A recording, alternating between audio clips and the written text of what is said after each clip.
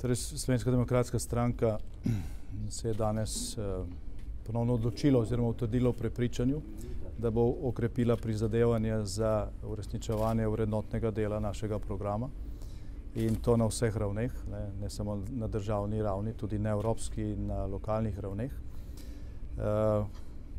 Naredili smo časovnico, v okviru katere bo stranka izdelala in tudi začela uveljavljati, kolikor je pač to možno v opoziciji, alternativni program za upravljanje z državo in za izhod iz krize. In dogovorili smo se, kako konsolidirati stranko v tistih lokalnih okoljih, kjer so rezultati lokalnih volitev pokazali, da je bilo lahko bolje. Torej, Darja, kot vse kaže, da Janez Janša ostaja na čelu stranke, danes dopoldan in tekom popoldneva je bilo slišati kar nekaj kritik na račun stranke, sicer pa predlagam, da nam o tem in o tem, kaj so se pogovarjali na najvišjih organih stranke, pove kar sam gospod predsednik SDS-a Janez Janša. Torej, lep pozdrav in hvala za te informacije. Sem bil na tem posvetu, pa tega, kar ste zdaj rekli, nisem slišal. Stranka se je odločila, da bo okrepila uresničevanje vrednotnega dela programa, da se bo še bolj borila na tej glavni fronti za dokončanje tranzicije v Sloveniji, za normalizacijo stanja in tudi za bolj enake izhodiščne možnosti ljudi v Sloveniji. Takoj, ko bo minilo 100 dni od nastopa te vlade, bo predstavljen strokovni svet stranke, ki bo delal na alternativnem vladnem programu oziroma na alternativnem programu za upravljanje z državo in za izhod iz krize.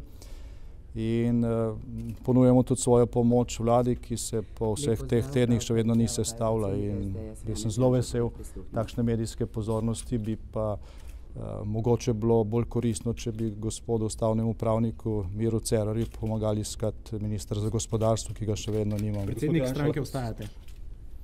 Danes ni bil kongres, bil je redni posvet. To, kar ste vi napovedovali, da se bo zgodilo danes na posvetu poslanske skupine in drugih organov stranke, je pač neka virtualna realnost, ki jo dnevno ustvarjate. Kako bo šla stranka naprej, gospod Janša? Kaj misli s tem oziroma delite to mnenje? Torej, stranka bo šla, kot sem dejal, že prej. Pravzaprav se pravičujem, rekel je nov začetek. Kaj delite to mnenje? No, lahko temu tudi tako rečemo. Zdaj, ta utrditev stranke na tem, da okrepimo boj za uveljavljanje vrednotnega dela programa, ta odločitev bo imela mnoge posledice. Še mogoče gospa Romana Jordan je rekla, da ste si marsikaj povedali, je bilo kaj kritične razprave, v katero smer so šle te kritične razprave? Zagotovo ne v to smer, v katero ste vi špekulirali v zadnjih mesecih, oziroma v tednih. Mi nič ne zamerimo temu, da smo bili deležni takšne medijske pozornosti, čeprav bi še enkrat rad se opozoril, da Slovenska demokratska stranka ni vladna stranka, je opozicijska stranka in da to, kako se bo živelo v prihodnjih tednih in mesecih v Sloveniji, v tem trenutku bolj odvisno od tega, kaj delajo v vladnih palačah. Dolgoročno pa se strinjamo s tem, da je zelo pomembno, kako bo ravnala Slovenska demokratska stranka, te odgovornosti se zavedamo. In to, kar je bilo danes sprejeto, ni nič novega, je pa mogoče potrebna utrditev v neki situaciji, ki se je prikazovala, kot da je v krizi opozicija, ne pa vlada. To mogoče ta alternativa, ki jo boste predstavili tudi pod teh prvih 100 dni, gre v katero smer? Kaj konkretno? Strokovni svet, kako si zamišljate delo? Zdaj, tudi na podlagi te razprave, ki je bila danes, je jasno, da Slovenska demokratska stranka vidi luč na koncu tunela, za razliko od vlade, ki zaenkrat niti tunela še ni zagledala. In kot že rečeno prej, ne glede na senco legitimnosti na teh volitvah in na tej relativni zmagi stranke Mira Cerarja, je Slovenska demokratska stranka pripravljena pomagati pri vseh ukrepih, ki bodo šli v to smer, da to luč na koncu tunela čim prej dosežemo. Gospod Janša, ampak vendarle, danes smo pred vašim posvetom slišali nekaj kritik, da se stranka preveč ukvarja z vašim problemom, kot vodi recimo neke politike, naj se iz preteklosti obrne v prihodnost, tako je gospod Gorenak napisal na svojem blogu pred nekaj dnevi. Je bilo danes to kakorkoli problematizirano na kateremkoli od organov stranke? Govorili smo tudi o tem, ne? In zdaj je en tak dober zaključek ali pa neka taka dobra osvetlitev te umetne dileme, ki se je postavljala, je pač vprašanje, kdo pravzaprav sili Slovensko demokratsko stranko, da se s temi stvarmi ukvarja. Ne?